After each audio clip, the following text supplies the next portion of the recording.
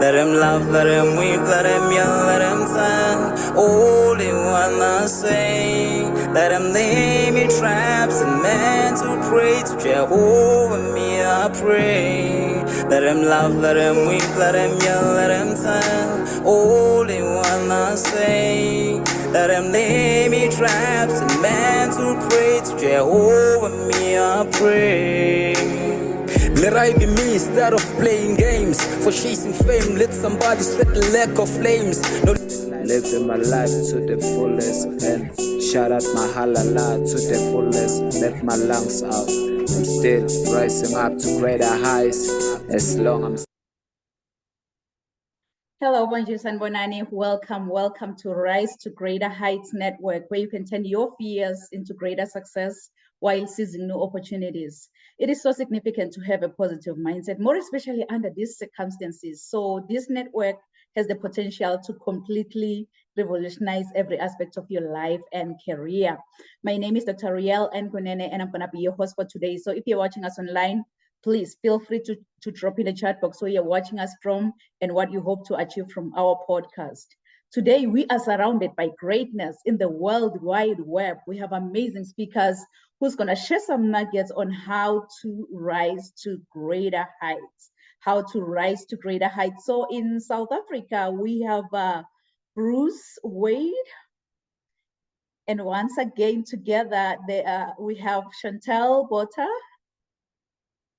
And in Atlanta, we have Dr. Matisa Wilburn. And in Texas, we have Don Gleason. So at this moment, I'm just going to let our speakers to introduce themselves. So you can go ahead, Bruce.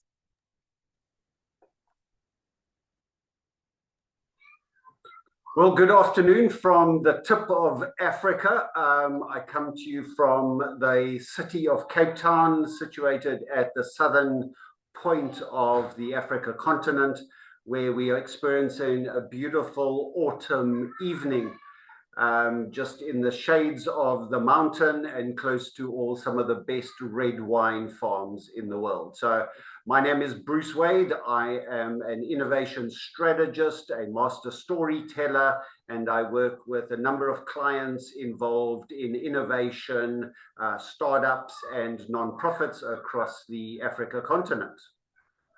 Oh, wow. It's such an honor to have you. And I love that intro. It just makes me want to fly over there to Cape Town right now, the way you've just introduced it. It's an honor to have you. And I'm looking forward to hear more of your message, Bruce. Thank you for being with us. You can go ahead, Chantel, and please introduce yourself. Awesome. So good to be here, Dr. Riel. Thank you so much for the opportunity. So my name is Chantel Botha. I run a business called Dragonfly, but I am anything if unconventional.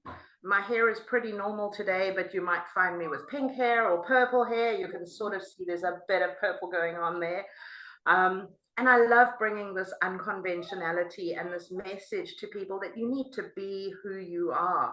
You need to own that authenticity. So in my personal life, I struggled with a chronic crystal meth addiction some years ago that saw me losing everything. And it was out of that addiction and the subsequent journey in terms of personal development that I built this Dragonfly business. And what I help people to do now is to achieve the vision for their lives through identity and purpose, and ultimately help them to lead VIP lives. Wow. You are such an inspiration. And you know what?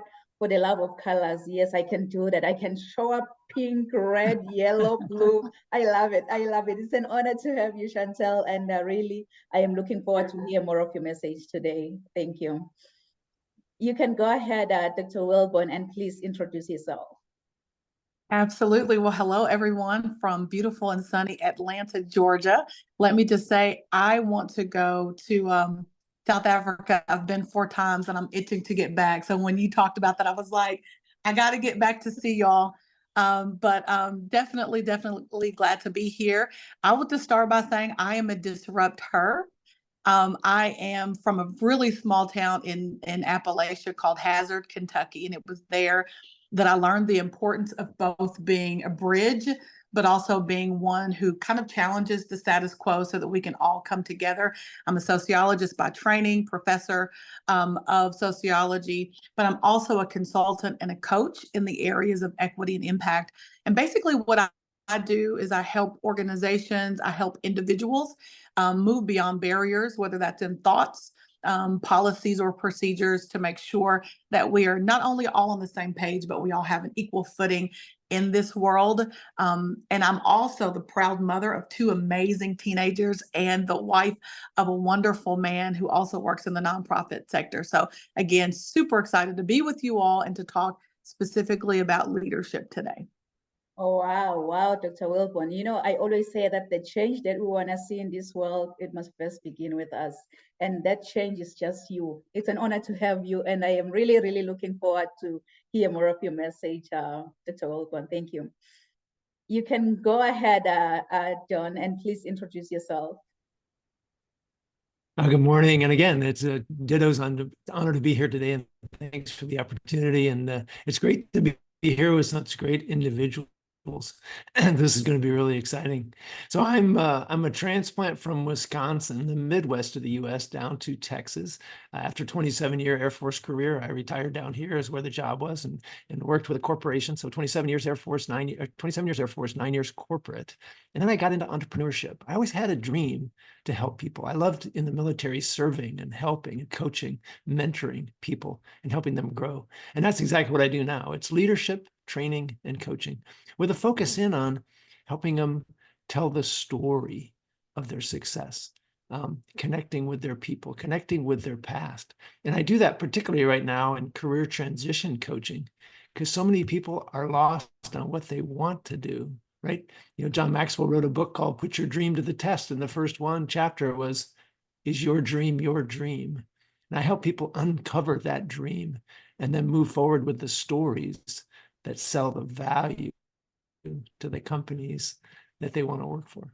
And it's extremely rewarding. I do that a lot with military, but now a lot with non-military, because there's so many people stuck, they feel stuck in their jobs and they're not really fulfilled. I want them to have a fulfilled life like I've got. Thank you. Wow, what an honor to have you, Don. And yes, our stories can help heal the world. By sharing our stories, we can impact other people's lives. So it's an honor to have you. And I am really, really looking forward to hear more of your story and more of your message. Thank you for being with us. So in the interest of time, we're gonna get started.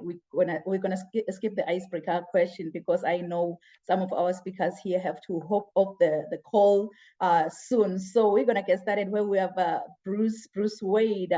Bruce Wade, based in Cape Town, South Africa. He speaks, he consults, coaches, and he coaches on a strategic narrative methodology based on the 7 principles of sustainable innovation.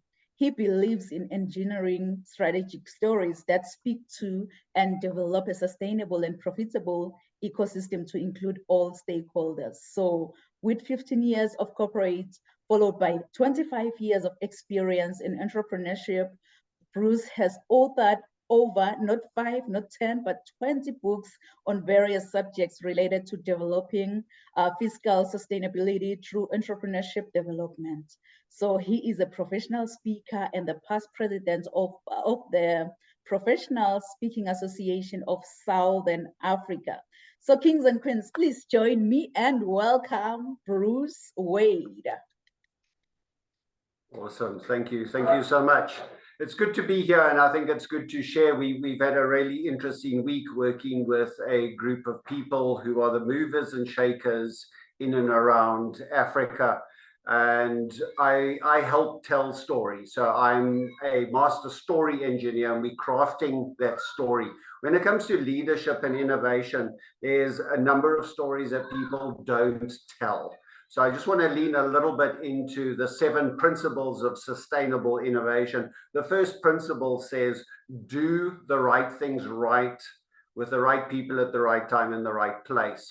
And it's a wonderful principle, and it's kind of, there's nothing new in there until we start to unpack that. And when we unpack that, it's not a matter of saying it's not the do, and it's not the time, it's not the people, it's not the place, but the key word is there, what is right? And it's an interesting concept. I've introduced that at the beginning of a day workshop and then closed for evening supper without resolving that simple question, because it's a really interesting thing. When it comes to leadership, when it comes to innovation, if you do not know what right is, then you are wasting your effort, you're wasting your time. So as speakers, when we bring our message out to the world, when our innovators, and we bring in our offerings out into the world, or when we're changing direction, we want to be more right than we were before, because right is an ever-evolving concept. And I want to share with you a little concept that I have. It's a little rhyme. It's about as musical as I'm going to ever get in my life. And it's a little poem that unpacks innovation. Now, we know the innovation S-curve and the bell curve and, you know, the trough of this and blah, blah, blah, all those wonderful MBA business school things. But my little poem, it's a storyline, and innovation is anything, you know, it's just a story of development. And if we don't know what's happening, we're going to innovate to get going. Now, the continent of Africa is well known for making things happen when things don't work. The first world is great because you can just pick up the phone and you can order something off Amazon or go down to the local store and get something. Often in Africa, we're sitting there and it's 45-minute drive to the nearest place that you can get a Coca-Cola, let alone anything from a hardware store or a solution. So we fix things on our own. And we've learned that we're a very resilient country, and people across the continent fix their own stuff before they ask for help. And this is innovation. So the poem goes simple like this: what is, what, wow, what if, what now, why no, why yes, how now. So let's unpack that. I'm sure you didn't write that down. So we'll go through it a little slowly. We cannot start any innovation without knowing where we are. So that's the first thing. What is our current situation right here, right now? We've got to map that out there. And there's a number of tools we can do that. We can do environmental assessment and all those other things there. But you've got to know where you are. Now, this is an assumption that we make with a lot of people. We always assume people know where they are. They got Google Maps, haven't they? They got GPS location. But emotionally, physically, financially, you know, where are you? Where are you in your relationship? Where are you with your innovation? People have far less idea than that. When you know where you are, you're able to look forward. And the next one is what is, then what wow. And we take that string and we walk right to the horizon, and then we throw it over. I like to peek over the horizon into the what wow. And the what wow is a place that has no limits. We're not limited by anything other than our imagination. And the what wow is a whole lot of sheets on a flip chart in a workshop. It's a whole lot of screen prints if you're working on Zoom, and it's a whole lot of little notes that you stick all over the windows when you're in a workshop with me, and we unpack that. What is the wow? If we had no limits, what would your wow be? Now we know where we are, and we've got the what wow. And a lot of that we unpack, and we do that. And that's often where innovation starts. And that's also where a lot of innovation stops. Because people get so overwhelmed with the wow that they often just think, oh, we can't possibly do this, and they go into analysis paralysis and slow death of overwhelmedness, and then they close the project and they just hope for something else to come across their plate, so then they can redirect their energy and avoid the big elephant in the room of the vision that's been cast. But let's take that. So we've got the what wow, the horizon, the moonshot, the wonderful area if everything was possible to do that. But let's just bring that a little closer. And we want to put another peg in the ground, and we call that what if. And this is within the realm of possibility, but not quite in reach. So we say, wouldn't it be amazing if we all had helicopters and fly cars and, You know, we had the Hyperloop operating, and we could get to New York to London in 25 minutes. It'll be amazing. But what if we had an aircraft that could get there in half the time? What if we could do that without having to go through those queues at the airport? What if we could? And people go like, wow, now people are buying in. So we're pulling them into the vision, and we're getting there. Now innovative ideas and the juices start flowing, but it's still a little bit out of reach. So now you've got to bring it a little bit closer into reach, because we still can't action things that we can't touch. So you bring the cookie jar closer and you unscrew the lid and you ask the question, what now?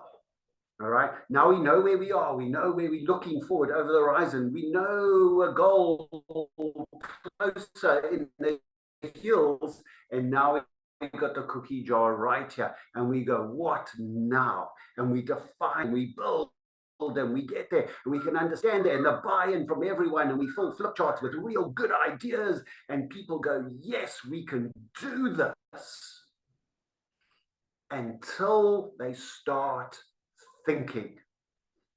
Then the brain does this amazing thing. And I love human behavior. I love the human psychology, because immediately the main function of the brain is survival. And we can only survive if we know where we are.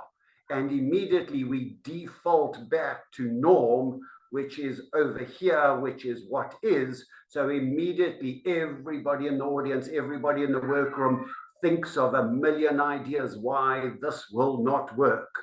And it starts off, we don't have time, we don't have budget, we can't possibly do that. Oh, the labor unions will have a fit with us. Oh, no, it's not policy. And my favorite, let's not disrupt it. We don't have a precedent for that. And we hear all these corporate speaks and all that sort of stuff. And so what I do is we go down that next question. We ask, why no? And what I do is I open up a flip chart, I draw a line down the middle, and I start filling in there, and I open up, why won't this work? Now, often the client's boss is sitting at the back, and he's going, oh my goodness, I've hired this consultant, and now he's telling everybody this is not going to work. You know, clearly he's on his phone to try phone somebody else there to remove me from the room, and security are like looking through the window at any moment. Now they're going to come and drag me away. And we say, well, why won't this work? Let's unpack that. Because unless you go there emotionally with your audience, they are going to get stuck. So I often go there and say, well, why won't this work? And I offer, you know, issues like, yeah, clearly you don't have the time to do this. It's going to add another 4 hours to your week. And people, oh no, we got to work overarm time, and I've got to change your job description, and HR are going to have to write all those job descriptions again. And what about this? Are you going to get paid more? Well, maybe no, because we're spending so much time, money on this innovation. You know, there's no increase in this and this, and we just throw all these ideas on the page. And when we've exhausted that, emotionally, the people have got no more grounds to object to innovation. Now, if you're doing innovation alone, you need to do this with yourself. And I go and I put up Post-it notes and I stick them everywhere. And I go, why won't this work? Why won't this work? Why won't this work? Until I've exhausted my negativity. And negativity is not a bad thing. It's just how we work, because your brain is going survival, survival, survival, get back to norm, get back to norm, get back to norm. You can't possibly change, even though change sounds like ice cream sundaes on a tropical beach. No, we can't go there, the sun's too hot, go back to normal. And we go back to there. And then on the other side of the flip chart, remember that line we drew, we got all the negative stuff there. Then the simple question is, well, how can we make this work?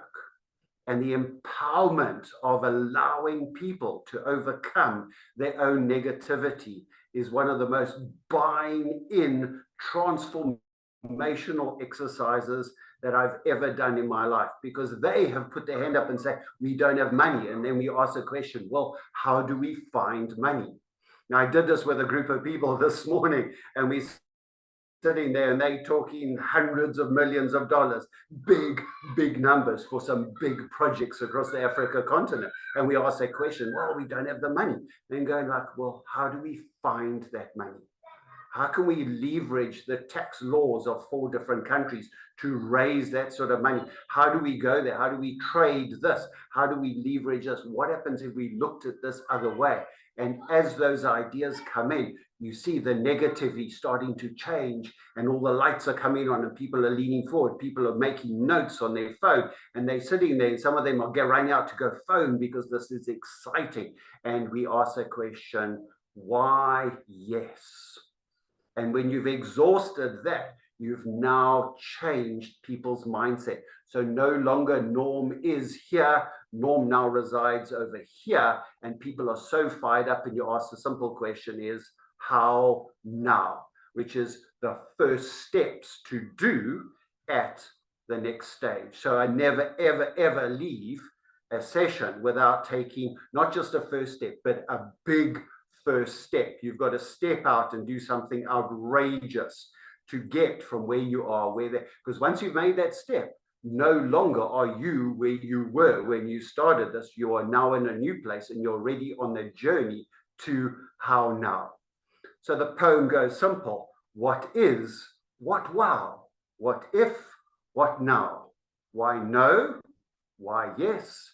How now?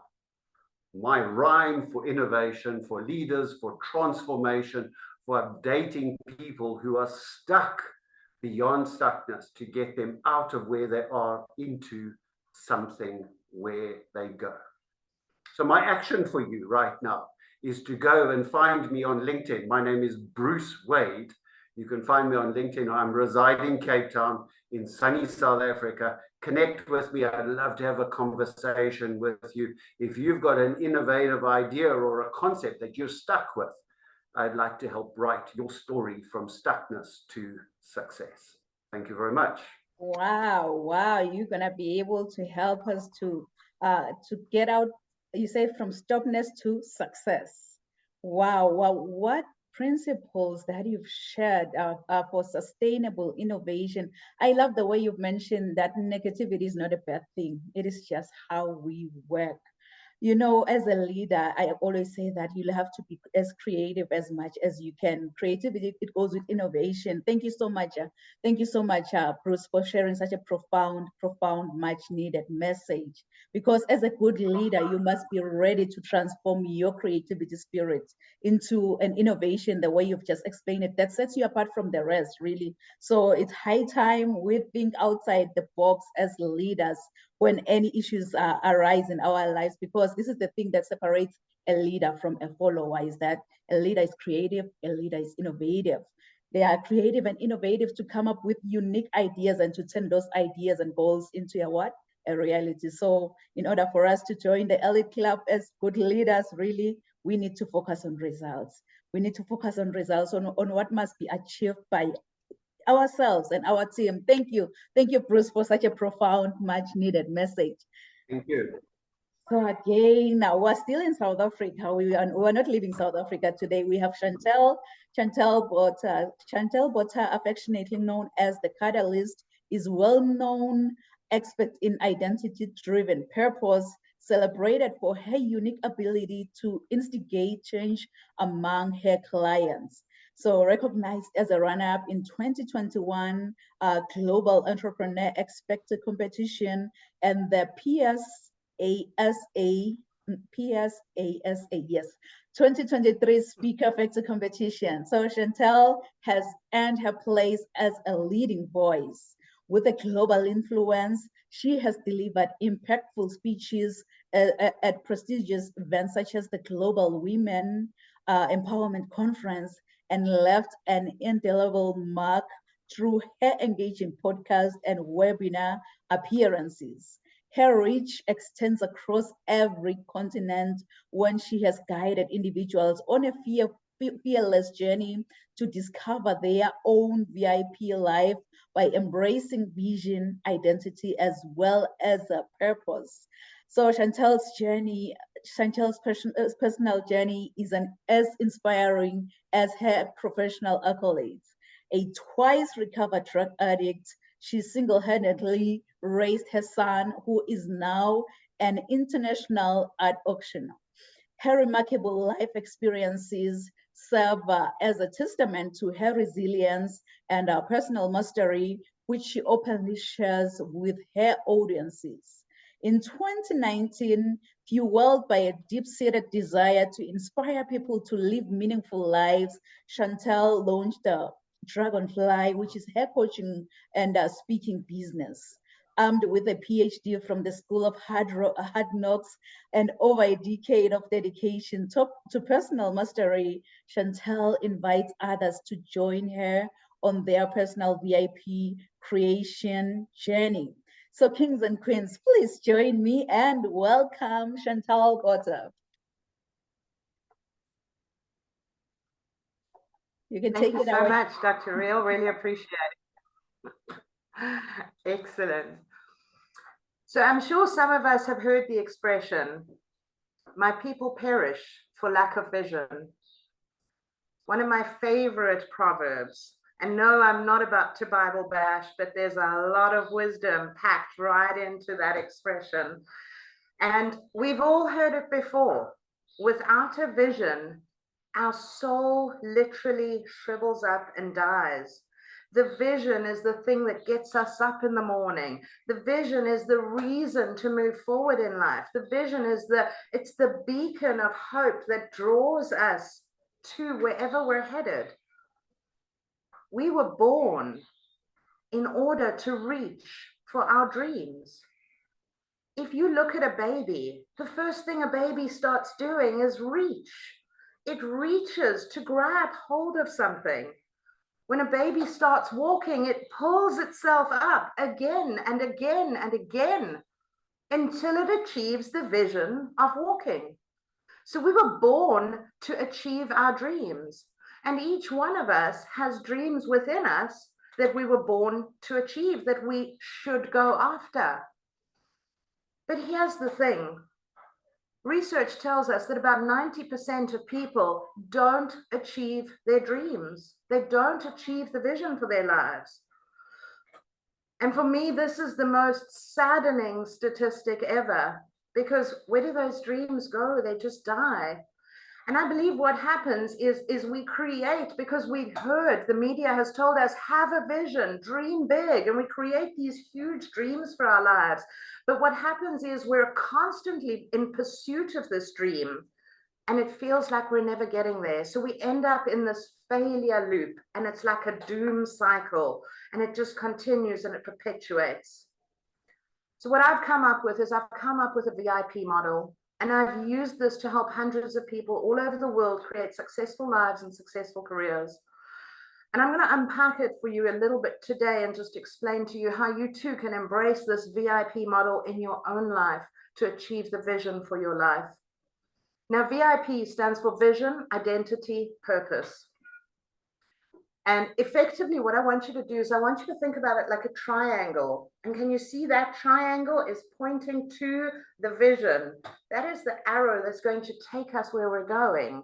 So your vision sits at the top of the triangle. But underpinned, that triangle has two cornerstones. It's identity and it's purpose. Now, I believe a big part of the reason that we don't achieve the dreams for our lives is because we don't know who we are. We've got the biggest identity crisis that we've ever dealt with at this point in time. We've lost who we are, and we don't have a sense of purpose. How many people are dragging themselves to work and saying, I'm just here for the paycheck? How many people can't go to bed at night and feel like they had a fulfilling day? So we've got to start, if we want to achieve that vision, we've got to start with identity and we've got to start with purpose. Now, purpose can be it can be an overreaching concept. It can be an intimidating concept for people, because purpose is normally referred to as, what is your life purpose?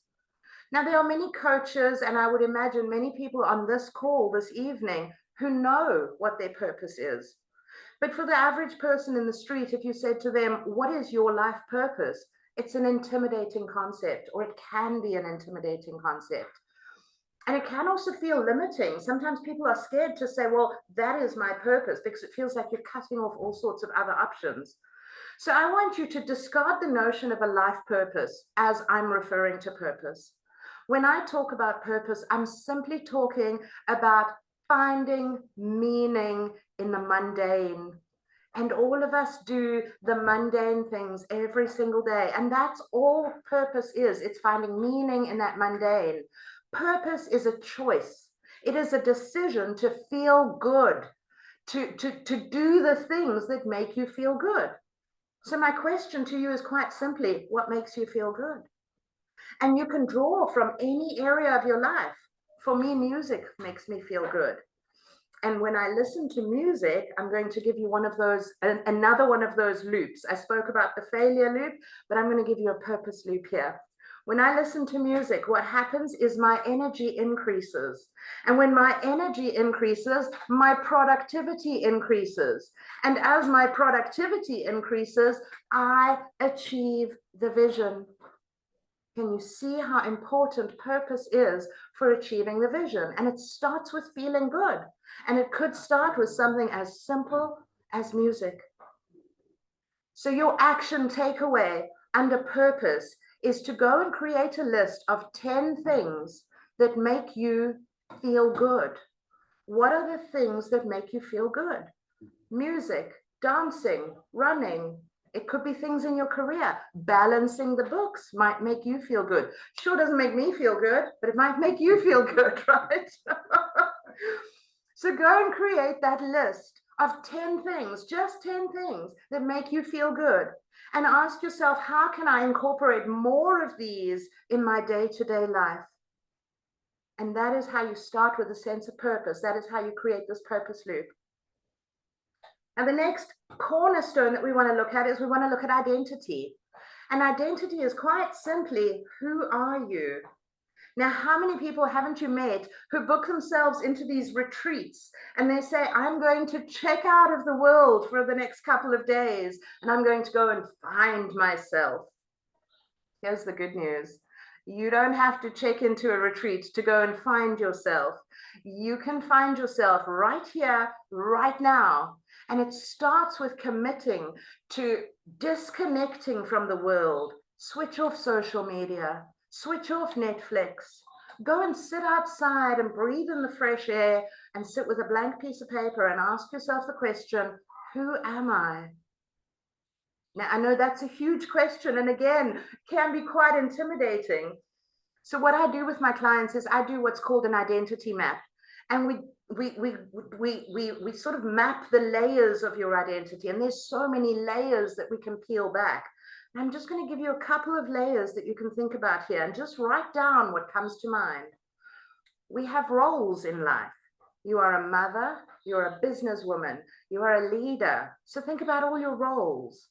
You have strengths, the things that you're good at, write them down. You have values, the things that are important to you, write them down. We live through our feelings. Our whole life is conducted based on how we feel.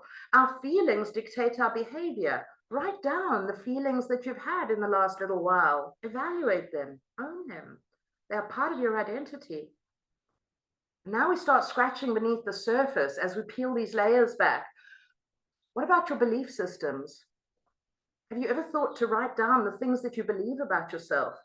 Have you ever thought to question them and to ask yourself, are they relevant? Do they serve me? And then we really get into the deep dungeons of your identity and we look at your shadow self. And your shadow self are the things that either you don't know about yourself, so they're your blind spots, or they're the things about yourself that no one else knows. It's the darkness within you. And yes, we all have darkness.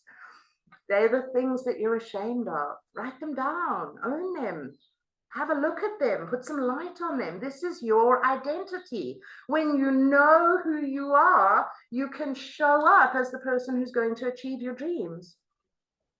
We will never outperform our inner self-image. So it's time you had a look what was inside there in order to achieve the vision for your life. And then finally, your action item for identity is go and write down 10 things that you believe about yourself. They could be good things, they could be bad things, they could be things from your shadow self, they could just be roles that you hold in your community. Write down 10 things that you believe about yourself. Go and evaluate them and ask yourself, do they serve me? And now we've got our two cornerstones. Remember our triangle? We've got our two cornerstones, purpose and identity. And now we can create the vision for our lives. When you create the vision for your life, have you bought into society's vision for you? Or is it your vision? And again, you need to remove yourself from society. You need to disconnect from technology and really ask yourself this question. Your dream to go to college and get that degree, is it your dream or is it daddy's dream? Your dream to buy your first property before you're 30 years old, is it your dream? Or is it the financing house's dream? How often do we interrogate our dreams for our lives? And your dream needs to be your dream. It needs to be exactly that. That is how you unlock the motivation for your vision for your life.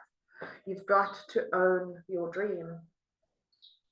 So your action item for vision is, you've guessed it, write down 10 things that you dream of. Write them down, but then go and interrogate them and ask yourself, whose dream is this? Is this my dream for myself? Is this dream underpinned by my sense of identity? Is this dream underpinned by who I am authentically, my sense of purpose in the world? Or is this society's dream that I've subscribed to? And you might end up crossing a few of those dreams out. And so we come back to this failure loop. So when you're trying to achieve all these dreams and buy property and all of those things, release yourself from those dreams that don't belong to you. And that's how you close that failure loop immediately, because suddenly you're aligning your dreams with who you are in the world. So as I wrap up, I'm going to read you a stanza from my absolute favorite poem. It's called The Invitation by Oriah Mountain Dreamer. Some of you may know it. And this stanza just encapsulates living with purpose and abandon. I want to know if you can be with joy, mine or your own. If you can dance with wildness and let the ecstasy fill you from the tips of your fingers to the bottoms of your feet, without cautioning us to be careful, to be realistic, to remember the limitations of being human.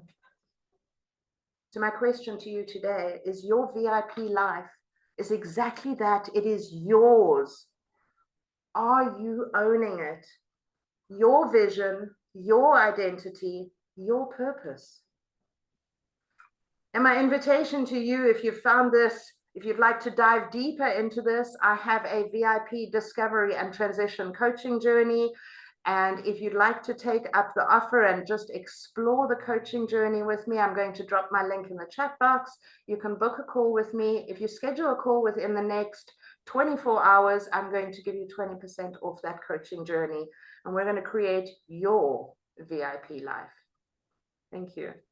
Wow, wow, wow, Chantel. You know, I feel like I'm so ready to create that VIP life because of you.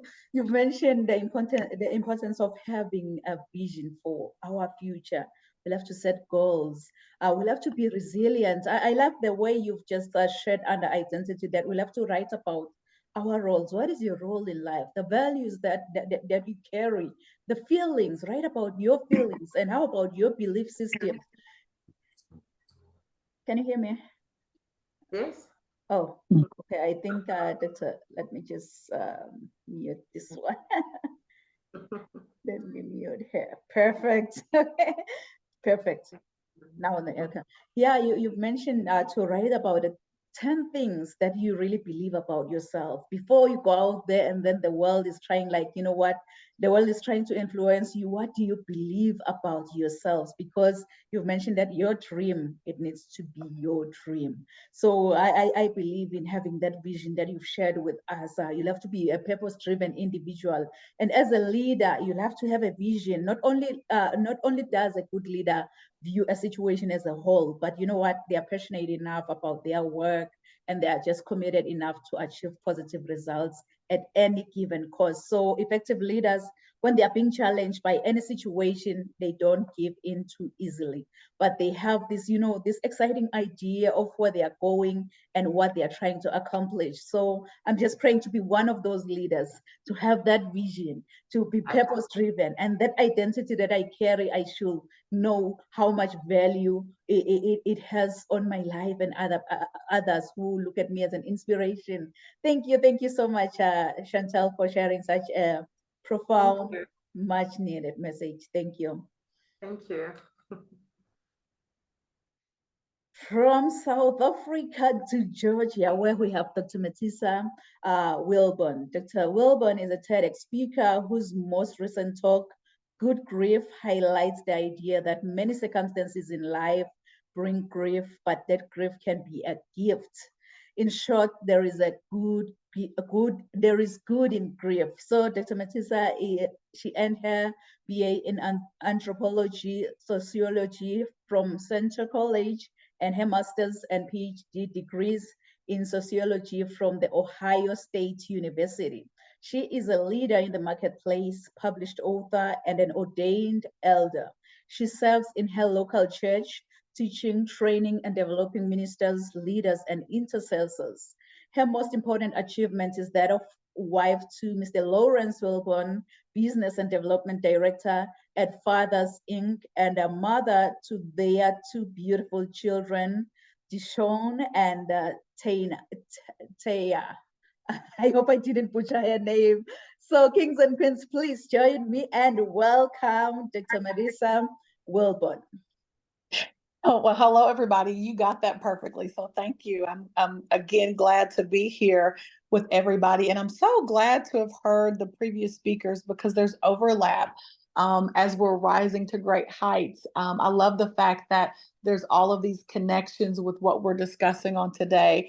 I want to start by just telling you a story. I want to tell you, I love also that there are these master storytellers on.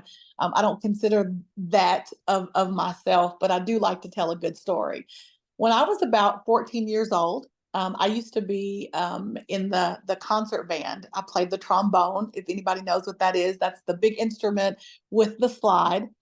And when I was about 14 years old, I was invited to tour Europe for 3 weeks with the concert band consisting of students across the country.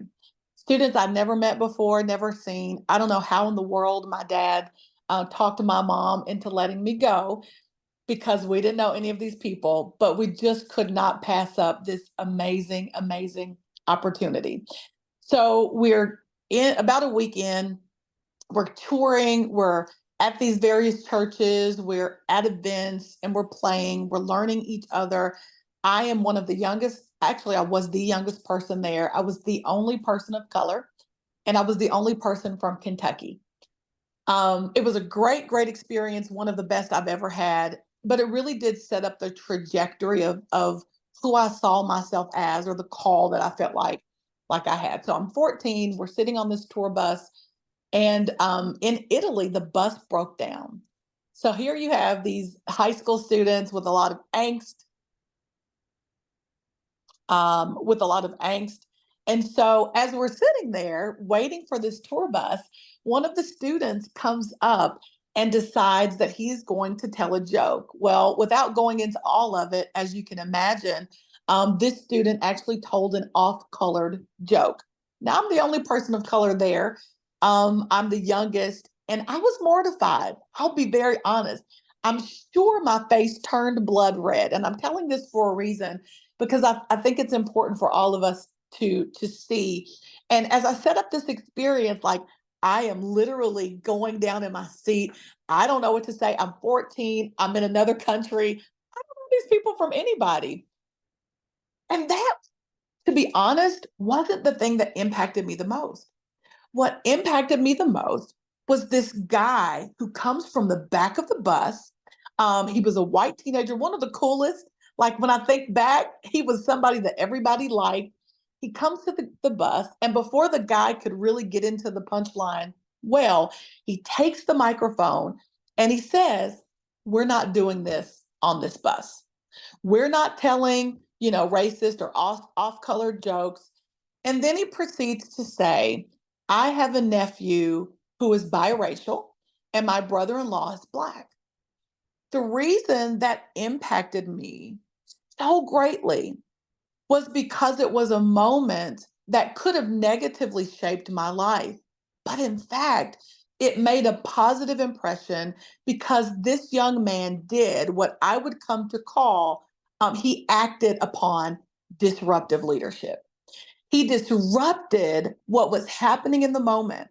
And rather than that bringing division and making the rest of my 2 weeks horrible, it actually was good because this young man did what I feel like we could all do, not because he was the chaperone, he wasn't the oldest, he wasn't the adult in the room, but he had made a decision, somewhat because of his personal experience, that he was going to disrupt what could have been to create consensus. And I'm telling you, that became the absolute best trip of my life. And I won't tell you how many years later it is, but all of these years, I've recounted and thought about that particular incident. So I'm going to talk today for just a few minutes on what I call disruptive leadership in the 21st century, leading from within and from behind. Leading from within and from behind. So I've developed this model through coaching and also my consulting that I do with nonprofits and organizations that I call the Disrupt model. And I'm not going to go too much into the model itself. I'm going to talk about leadership specifically, but the disrupt model for me is dismantling and disrupting internal thoughts and or external barriers. It's rebuilding inclusive and empowering spaces. U stands for utilizing support systems to move forward. 4 is creating a pathway, and that's the P, to alignment with purpose, and that connects with our last speaker. And then also, I believe in the power of teaching others or paying it forward. And that's what I do with my coaching clients as well as my DEI clients all the time. And again, I think that is super important because everything rises and falls on leadership.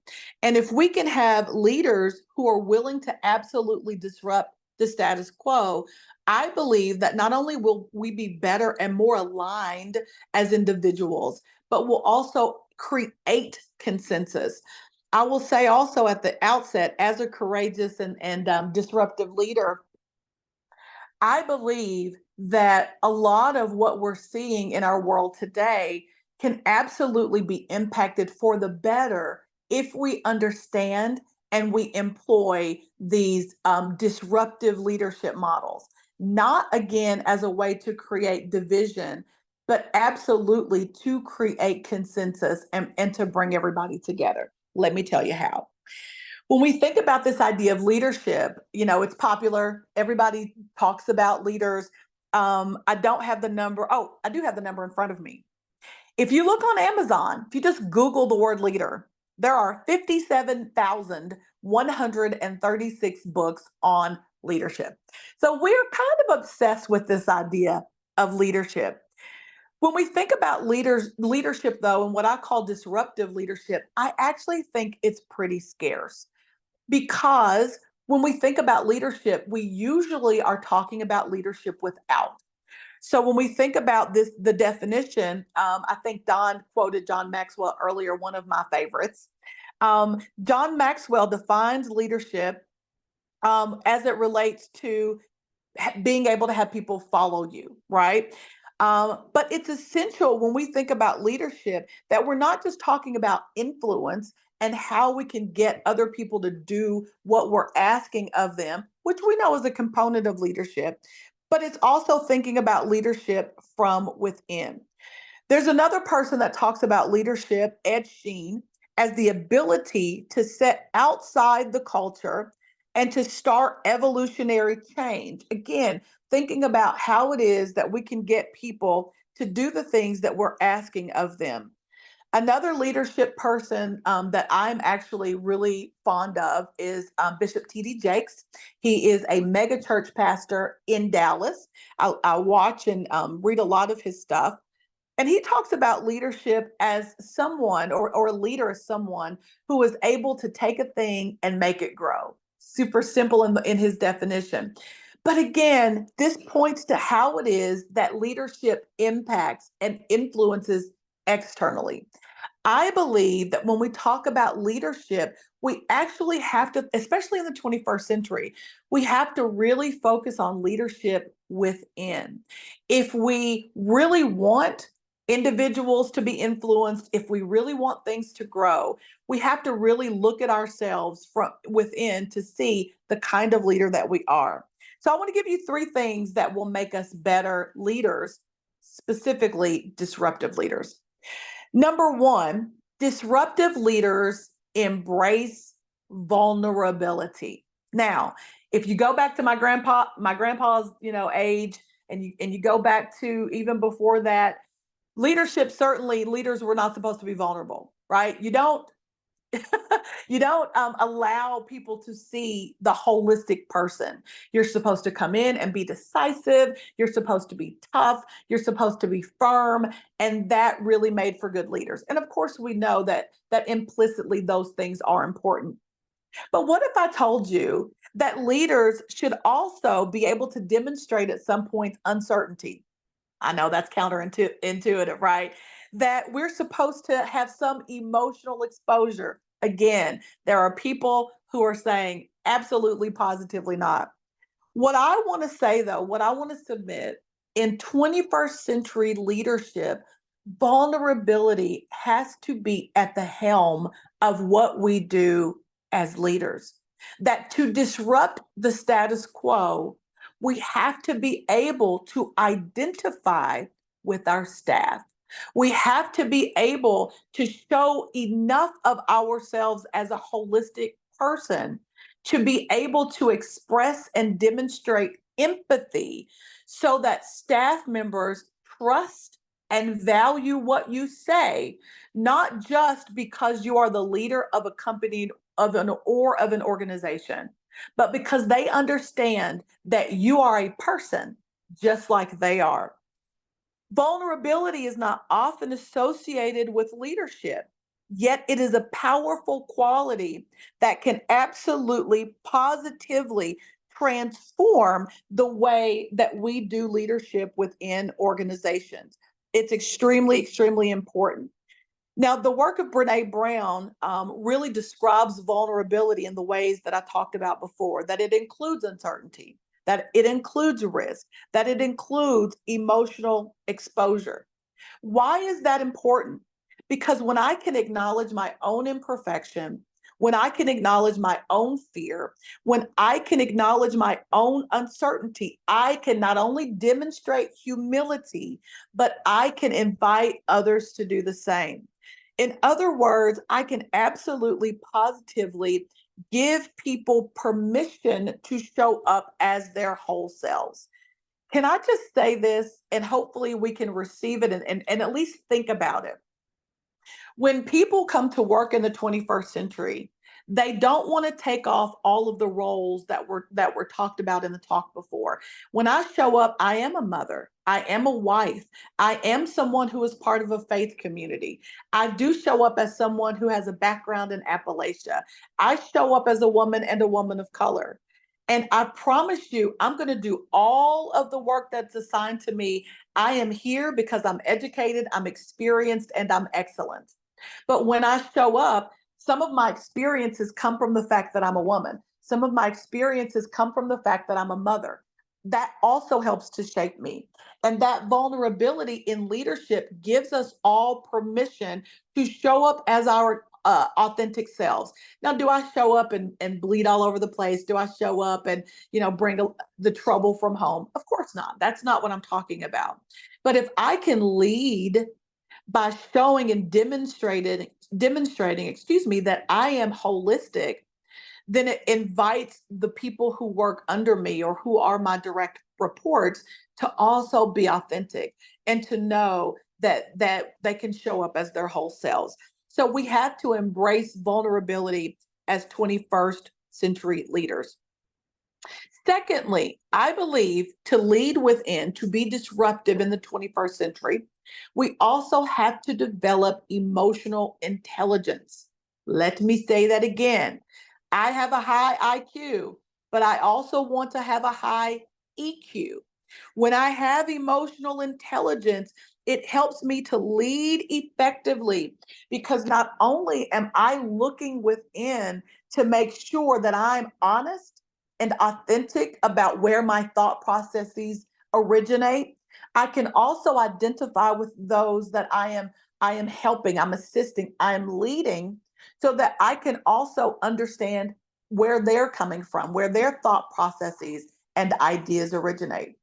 That means then that, when we're sitting in a meeting and you have employee A, and I'm noticing that they're quiet and I'm noticing that perhaps they're not themselves, maybe not every time will I stop and talk to them. But if it's consistent as a leader and I'm aware of that because I've got high emotional intelligence, that then prompts me to have a one-on-one with employee A. And you know what that demonstrates and communicates to them? I care, right? I don't just care about the work that they do. I care about who they are as a person. Let me give you a quick example. When I was teaching full time, I had a student, and I certainly was a leader within my classroom, a leader on my campus.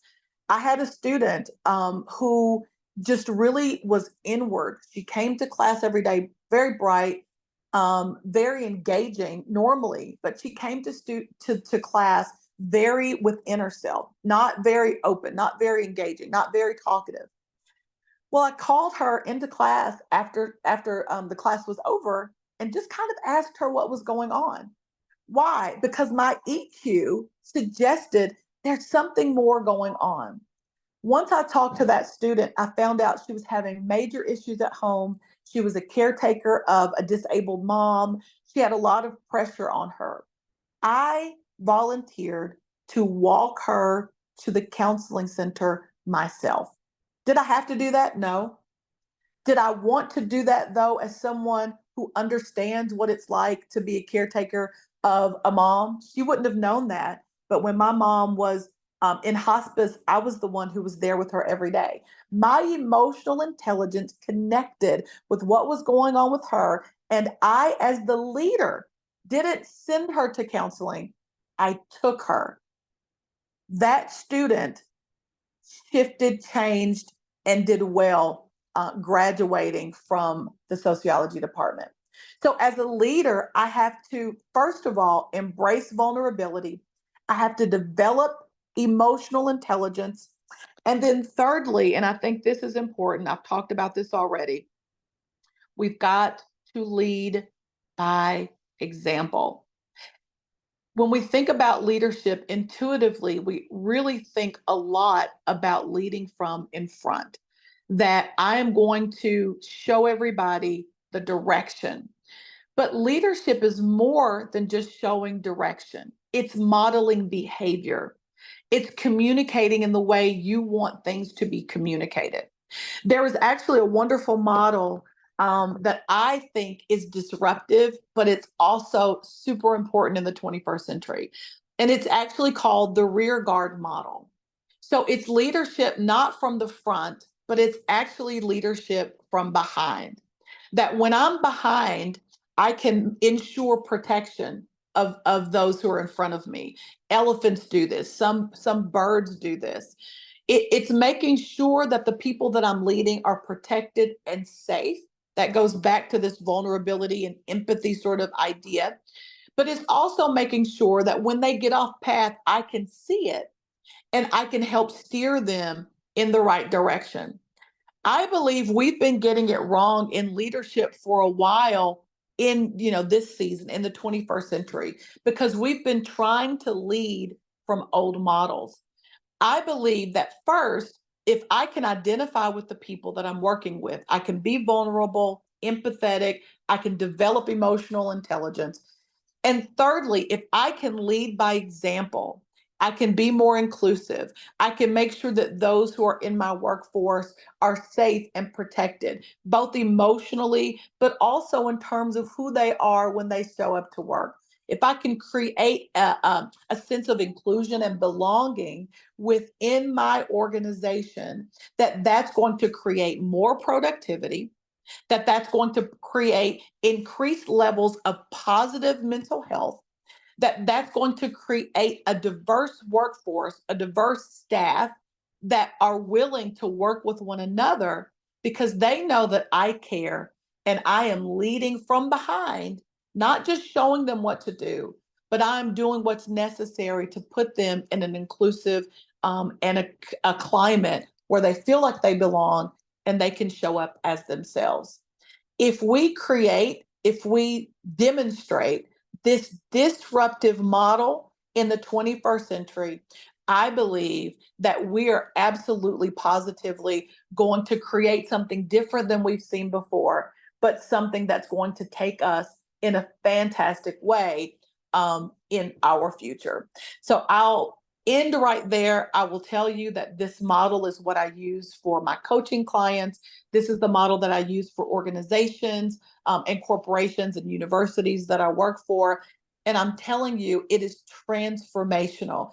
I can give you example after example of both individuals and organizations who use this model, and it shifted the culture of their entire organization. And it's produced results that they've wanted for a long time that they are now able to see because they've adapted it. I'm going to put all of my information in the chat, my link. I want to connect with you. I want to help you disrupt some things, disrupt the status quo, your thinking, behavior, external barriers to get you to the place where you want to be. Thanks.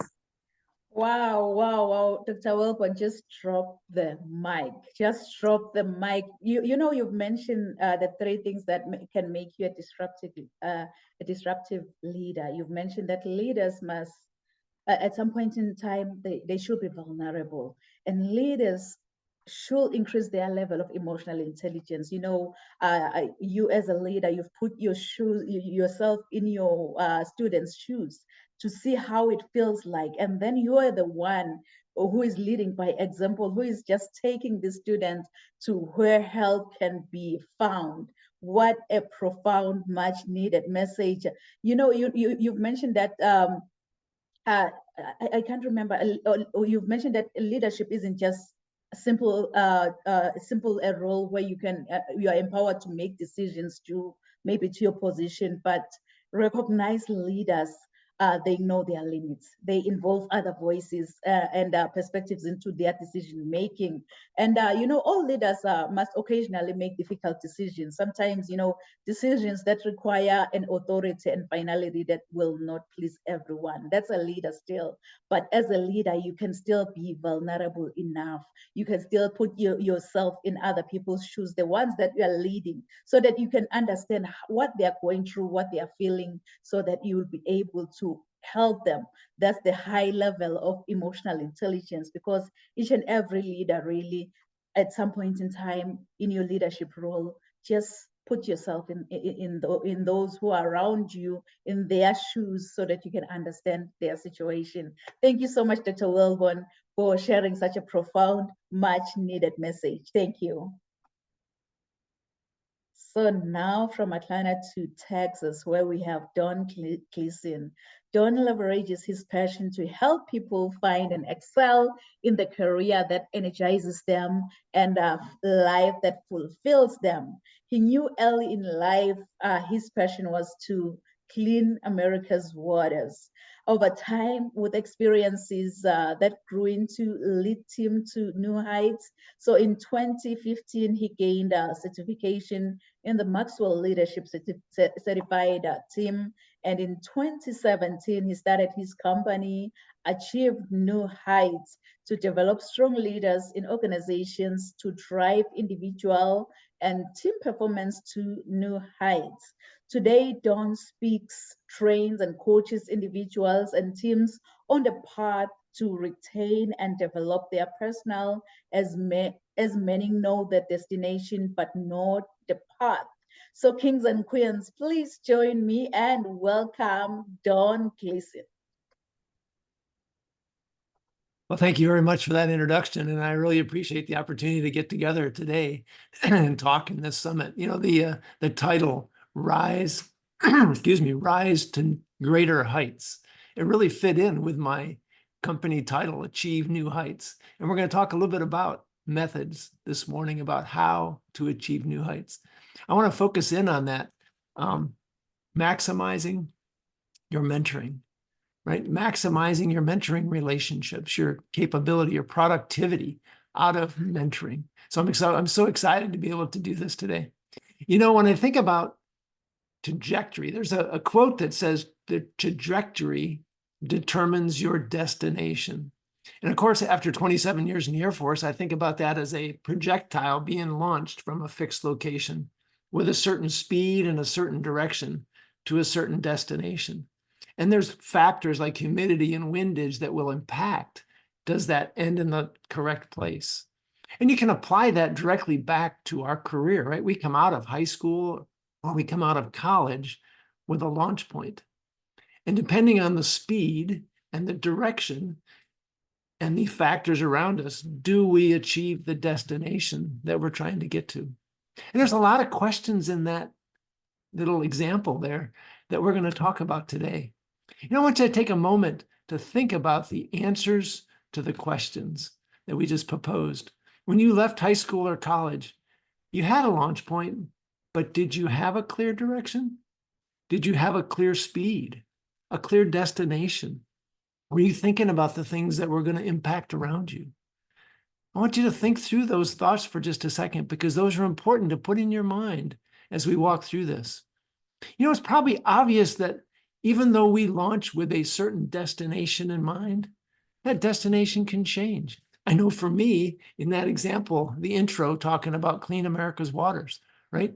Ever since the 5th grade in 1970, the first Earth Day, I got really excited about the environment. I saw the impact of pollution on America, the dirty rivers, the contamination, the impacts of like lead in the air impacting our kids and their learning capability. And I decided at that point I was going to do more than just going to be an environmental steward. I was going to be an environmental change maker. I wanted to clean America's waters. The problem was in 1982 with the recession, I had 454 rejection letters from companies that were not hiring at that time. And I had to figure out what I was going to do, right? My destination changed. I wanted to be a wastewater treatment plant designer. So now I said, I'm going to join the Air Force. I'm going to get 4 years of experience and come back out. And during that 4 years, I got to do some really great projects, tracking down contamination in groundwater, working with shops to minimize hazardous waste generation, all kinds of different things. And I won various environmental awards. But as I progressed through that career, I stayed beyond 4 years because I loved it. You know, we talked earlier, Matissa was talking about I think I was actually Chantel talking about the passion and the energy. And I had this energy and I kept going in the Air Force that lasted 27 years. And as I progressed, I got into leadership positions. And I loved serving others, adding value to others, and just helping them achieve their direction. So I had several informal mentors that helped me on that path from environmental to leadership and to now coaching and speaking about leadership. So let me ask you a question. When you do that kind of change, do you do it by yourself? Or do you reach out to others to ask them questions, to gain their experience, to get their guidance, to help you in your path? Now, I would say, I hope it's the latter, right? Because there's a quote out there that says, if you want to go fast, go alone. But if you want to go far, go with others. And I really struggled with that for a little bit. I thought, well, that's not going to help me any, because as I talk to more people, they're going to slow me down. As they give me ideas that may not relate, that's going to slow me down. I'm not going to get where I want to go. And then I realized, well, let's think about that for a second, because if I only rely on myself, I'm limited by the thinking I have, the experiences I have, the research I can do. But if I work with others, I now expand that knowledge, expand the experience, expand all the information sources they can get to, and I have much greater capability to go farther. You know, mentoring is often a misunderstood concept when we think about reaching out to others. Sometimes we observe leaders in our organization and we think that's mentoring. That's really observation. Sometimes we reach out to our boss and we observe the boss, but is the boss really trying to mentor us, or is he just managing our timelines and our tasks?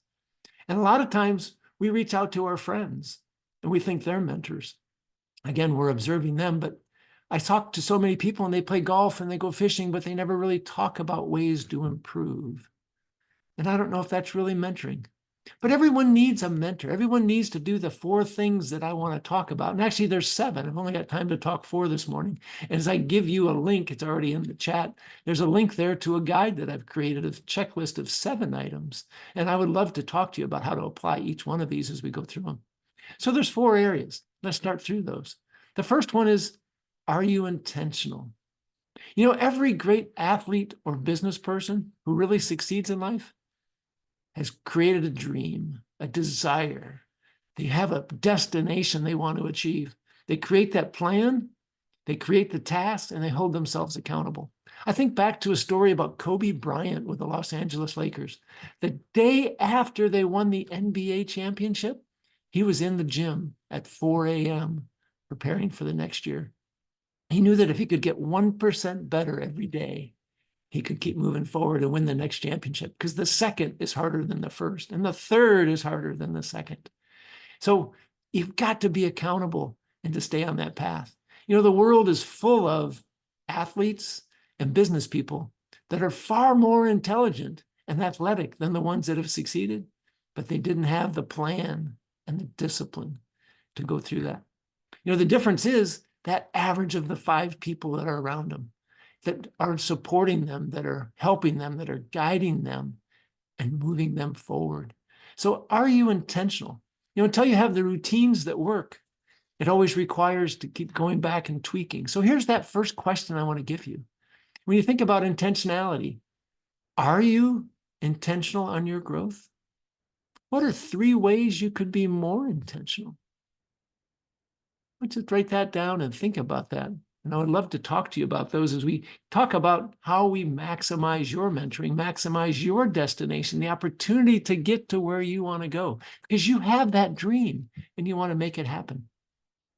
So number 2 is value the process. You know, we overestimate the event and we underestimate the process.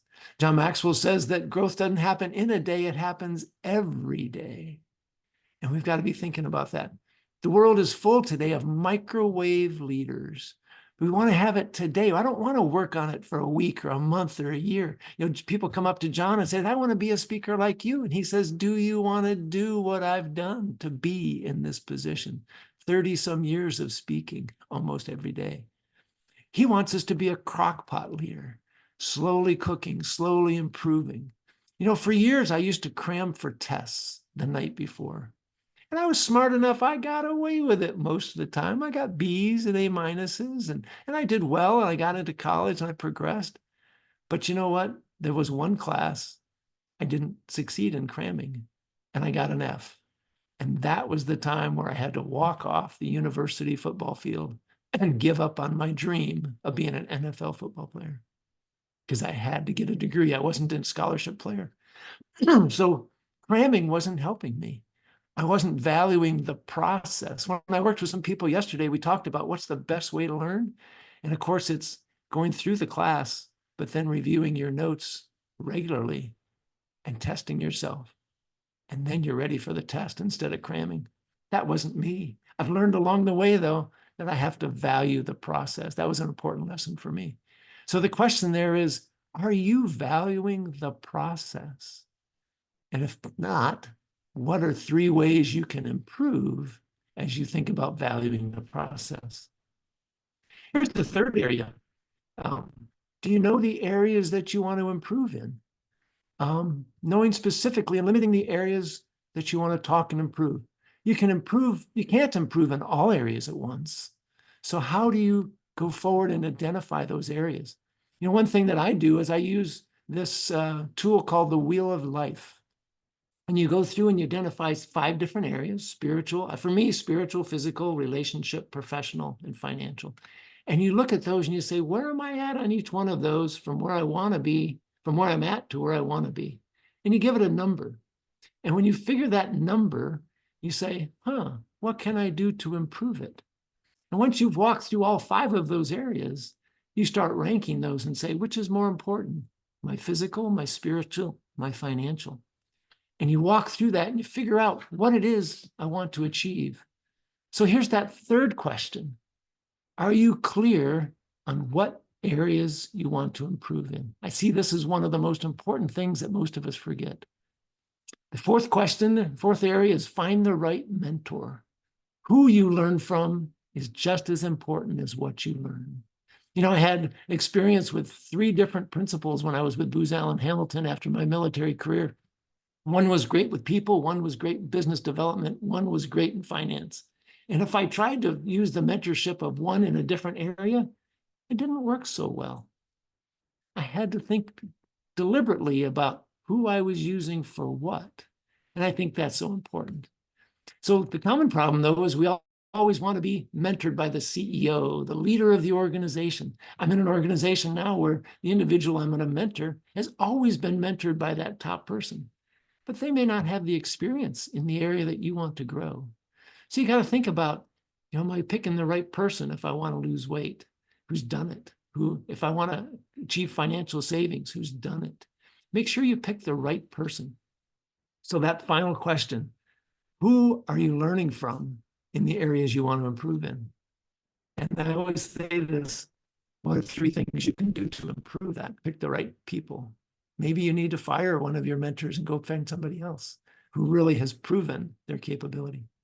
So in conclusion, you know, we've talked the 4 key areas I think that we've got to work as we walk through mentoring to maximize it, to get to that destination. Remember the artillery shell, right? I want to get to that destination. So I got to have the right speed and the right direction. I got to know clearly what I'm looking for. I got to value the process. I got to be intentional on my schedule. I got to have the right people around me. And I'd love to get together with you. I've asked 4 questions. And as I said in the chat, I've given you my LinkedIn profile. I've given you a guide that'll give you the extra 3. And I would love to talk to you. If you book a call with me in the first 72 hours after this, you know, we can talk how those 3 areas can apply to you in each of those 3 questions, the 3 areas to improve in each of those 4 areas. And we can move you forward. And if that leads into a coaching, I'll give you a 20% discount, just like Chantel said.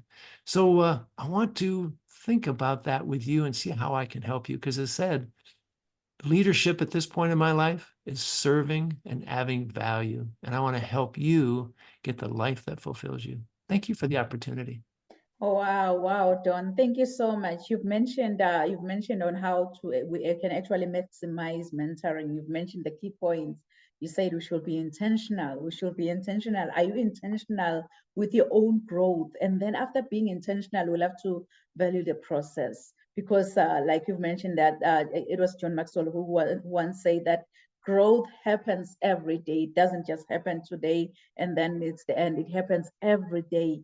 And then you've mentioned that we should know the areas where we want to improve in our lives. If you want to grow in your leadership area, know those areas where you just want to improve. And then the last point that you've mentioned, you say that we should find the right mentor with that success. Find that right mentor, because you know what, coaching and mentorship is just designed to support you to feel aligned and also to achieve your desired results. So make sure that you find the right mentor with that success that you just want to achieve. Thank you so much, Don, for sharing such a profound, much needed message. Thank you. And now to our audience online, if you happen to have any questions, if you happen to have any questions for Bruce and Chantel, just drop them in the chat box. If you happen to have any questions for Dr. Wilborn or for Dawn, drop the questions in the chat box, and you know what, we're going to come back and attend to your questions. Just drop them, and we're going to come back and attend to your questions. In the interest of time, I'm going to be the next and final speaker. But before I speak, what I'm going to do, I'm going to share my bio with you, and then I will come back and speak. So please do enjoy.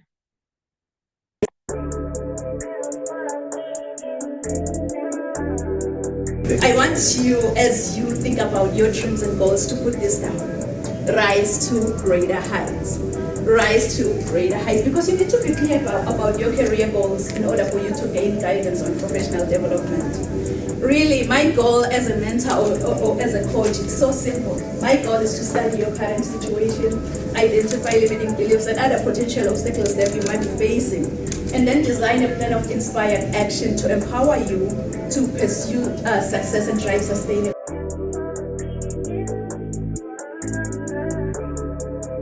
I think whosoever said that the sky is the limit was wrong. From today on, I, Dr. Riel and Kunene, believe that the sky is our point of view. Mom. So I think whosoever said that the sky is the limit was wrong. From today on, I, Dr. Riel and Kunene, believe that the sky is our point of view. So let's all rise to greater heights. Point of view. So let's all rise to greater heights.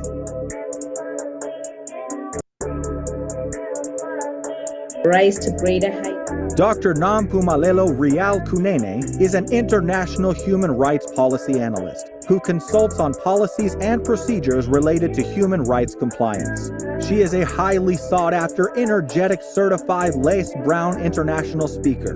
This passionate leader holds a PhD with a discipline in leadership and business. Dr. Rial N. Kunene is the author and host to Rise to Greater Heights, a book and YouTube channel to turn your fears into greater success while seizing new opportunities. She is also a coach, mentor, and an MC, well known for encouraging many to rise from mediocrity into greatness. Her vision is not only to motivate, but also to empower audiences with a fresh perspective inspiration they require to pursue success and drive sustainable outcomes.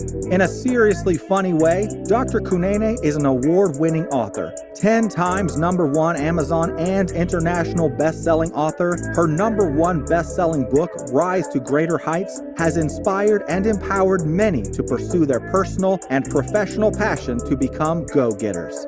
As a trainer, diplomacy protocol officer, and strategist, Rial believes that we are in full control of our choices. Her mission is to meet the needs and transform lives of her clients and her audience. She is also a true advocate for creating new policies that uphold human rights and prevent human rights violations. Dr. Kunene's purpose is to teach everyone about human rights and help organizations understand and promote human rights. Her goal is to study your current situation, identify limiting beliefs, then design a plan of inspired action to empower you to achieve specific outcomes in your life.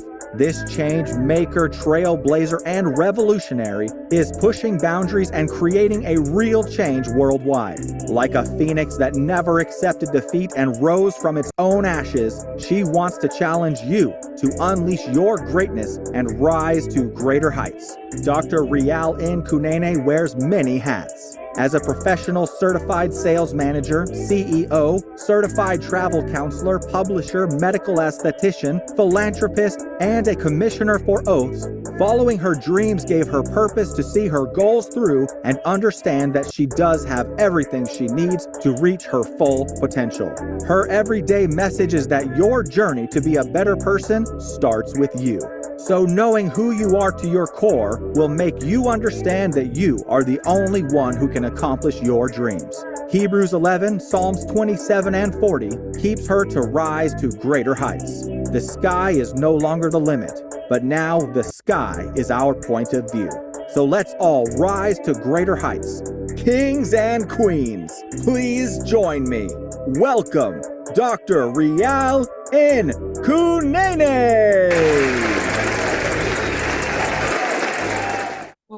Wow. Just following after you, thank you, amazing speakers. Following after you, really, you've set the bar high. I was like, you've already shared all the nuggets on how you can actually rise to greater heights as an individual. So what else is left for me? Bruce, he shared about the 7 principles of sustainable innovation. And then Chantel on the other side, she shared about the importance of having a vision for your future. And then Dr. Wilborn, she shared about the attributes of effective leadership, what the three steps that you can take actually to become an effective leader.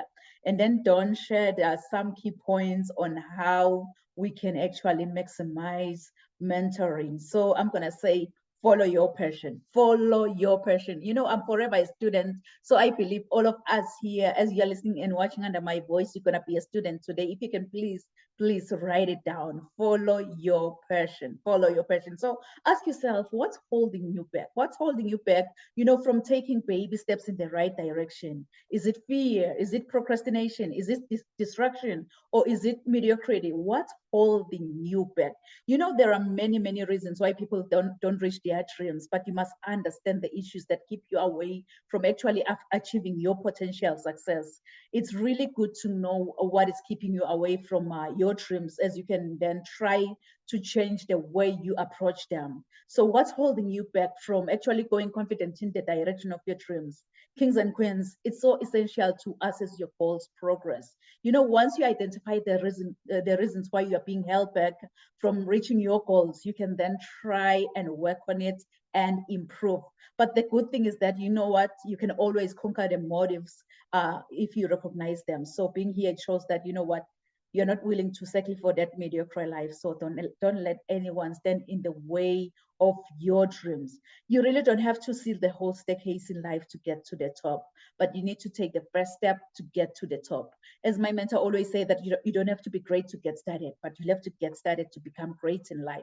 So get started today. Get started today by fueling you with the right information in order for you to be able to rise to greater heights. But you know what? Many people, they know what their passion is, but they're kind of frustrated by the process of trying to turn their passion into profit. Whether maybe you're running your own company, or maybe starting that new business, or maybe you're seeking that next promotion, or maybe that next job, really, you'll have to ask yourself this question to help you to kind of increase the financial rewards of doing what you truly love, what you're passionate about. Ask yourself this question: what difference am I passionate about in making others' lives? What difference am I passionate about in making in others' lives? Notice I didn't ask you, what are you passionate about? Because I know right away you're going to tell me I'm passionate about this and that and that. But instead, I just want you to determine the purpose of your passion, which is using it to positively impact the world.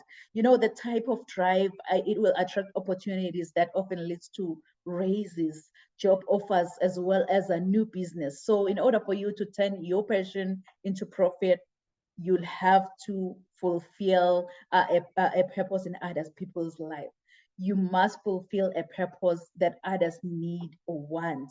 When you focus on your passion, then try to turn your passion into profit by impacting as many lives as much as you can. In that way, trust me, you will have a winning formula. So it's a wake-up call, kings and queens. And in the interest of time, it's a wake-up call to turn that passion into profit, to turn that passion into your purpose, really. But in order for you to turn that passion into profit, when that alarm clock goes off, please, please, please don't ever hit the snooze button. Don't be like, I'll wake up in the next 2 minutes.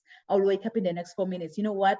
Forever is a long time. Why don't you wake up and get going and turn that passion into a career? So what I'm going to do, I'm going to provide the 8 secrets that I've actually used in order for me to build my income generating business, in order for me to turn my passion into profit. So if you follow the same system that I've used to build an income generating business, just doing what I truly love and what I'm passionate about, trust me, you will be on your way to success.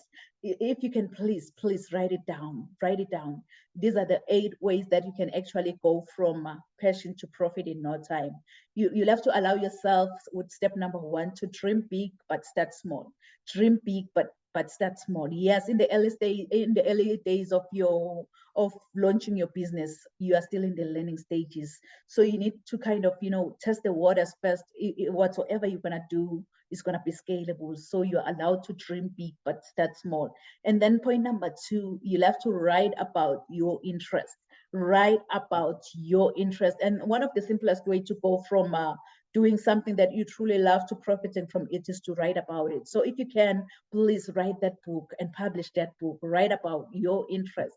And then point number 3, you'll have to become an expert speaker.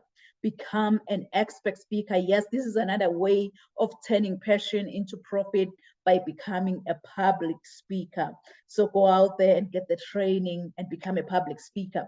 And then point number 4, you'll have to create a product. You can also create a community, or you can create a course, but you'll have to create something. Yes, create something. So to turn your passion into profit, you could create a product, you can create a community. But this is an excellent way of really turning your passion into profit by having that community. If you can, just go on Facebook, create that community amongst Facebook groups, and then start sharing your passion to that community. And another easier way is to create a course. So it's easier now than it was before, just to create and sell your course online.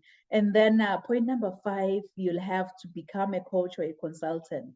Yes, I've mentioned that. Become a coach or a consultant. If you're wondering how to kind of monetize your passion and love being a leader and helping others, consider becoming a coach or a consultant on the subject that you're passionate about. Yes, become a coach or a consultant.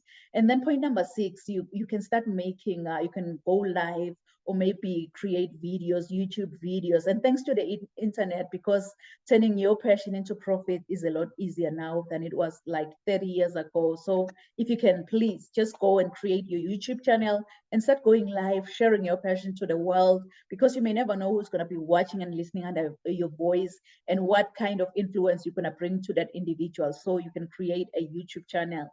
And then point number 7, this is my favorite, one of my favorite, really. You'll have to network. Believe it or not, but networking, it can be a great way to profit from your interest. So go out there and search for local events and try to build with like-minded individuals, get to know their business so that they can also refer your business. So go out there and network. And then the last point, I'm trying to rush because we are running above what the time or what allocated time that we have today. You'll have to host an event. Yes. Point number 8, host an event. You could also consider like hosting an event around whichever topic that you're interested in.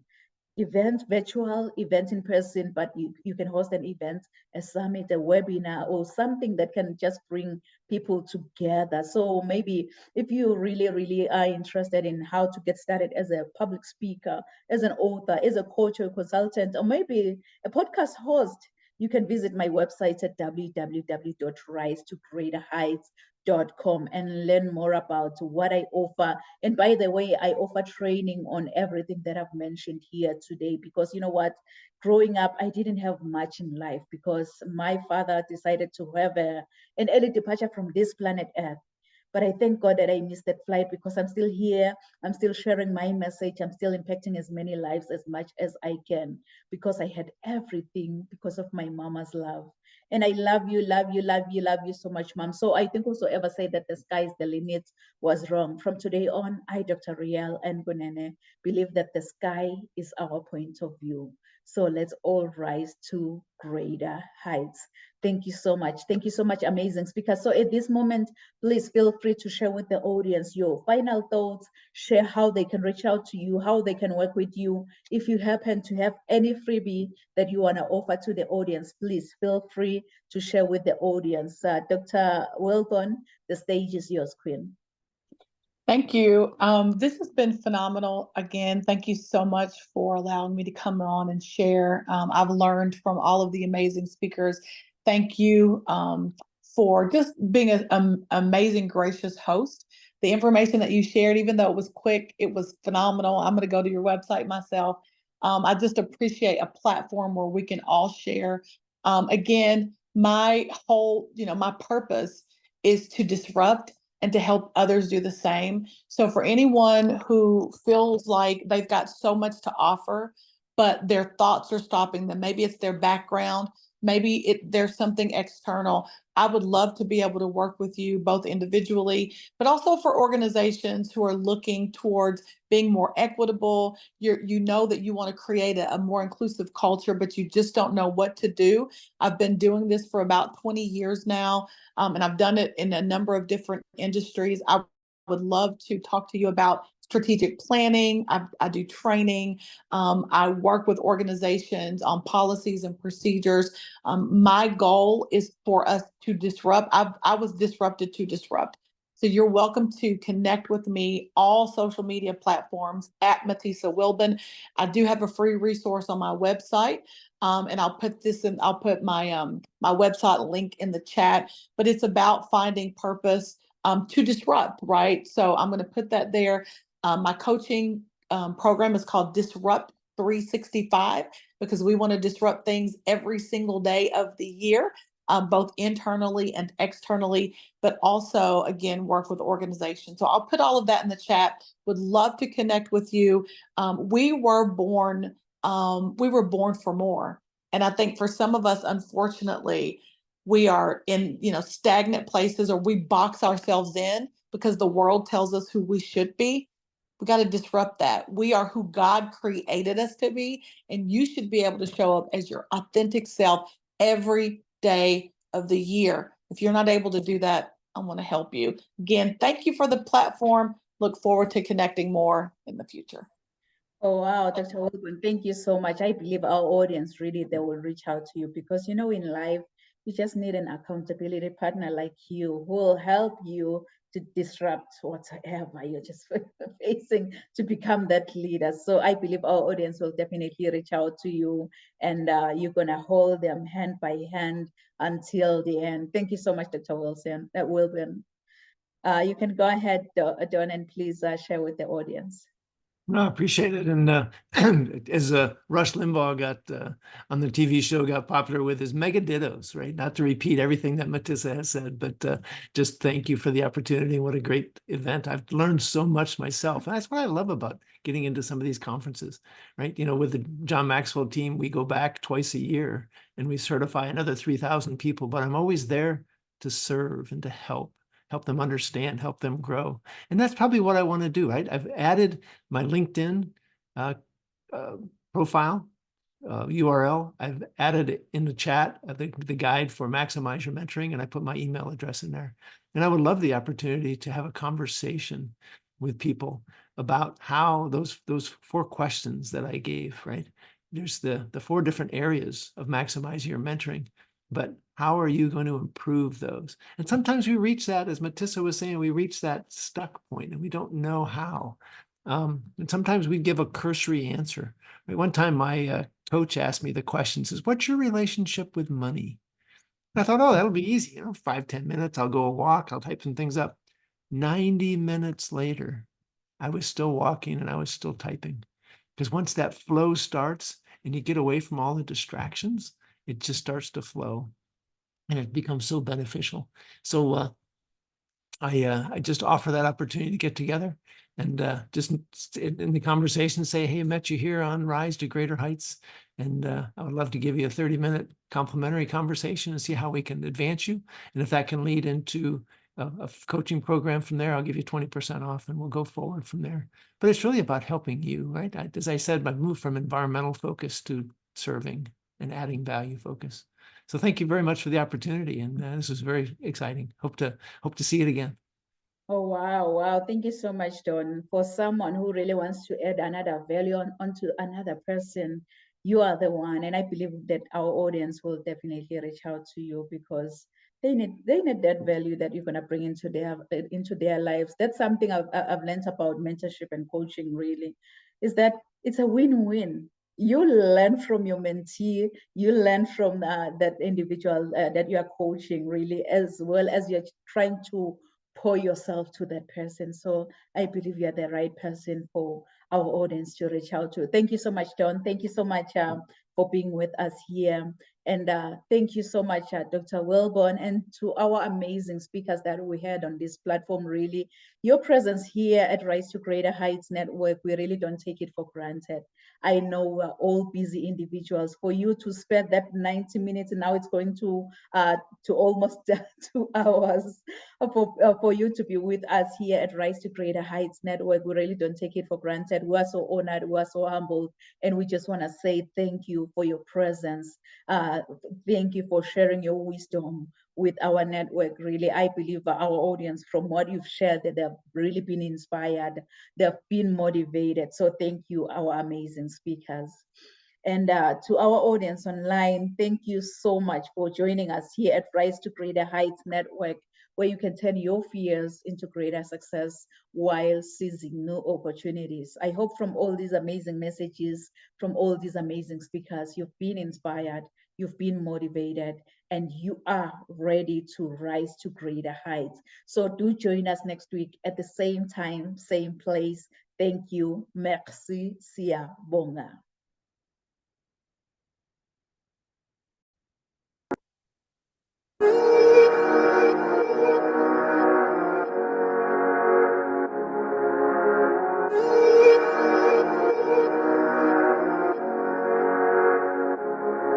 Let him laugh, let him weep, let him yell, let him sing. All they wanna say. Let him lay me traps and men to pray to Jehovah, me I pray. Let him laugh, let him weep, let him yell, let him sing. All they wanna say. Let him lay me traps and men to pray to Jehovah, me I pray. Let I be me instead of playing games. For chasing fame, let somebody sweat the lack of flames. No, living my life to the fullest and shout out my halala to the fullest. Let my lungs out. I'm still rising up to greater heights as long as